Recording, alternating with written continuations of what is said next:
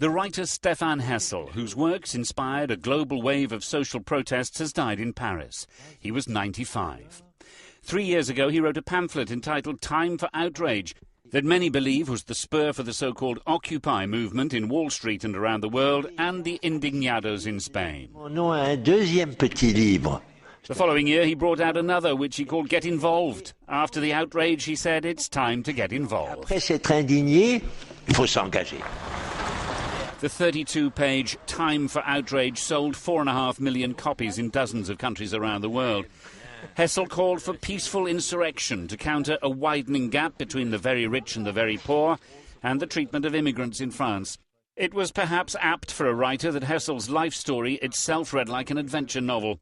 He'd been a diplomat, a French resistance fighter, and a serial escaper from Nazi concentration camps. He was also a committed European.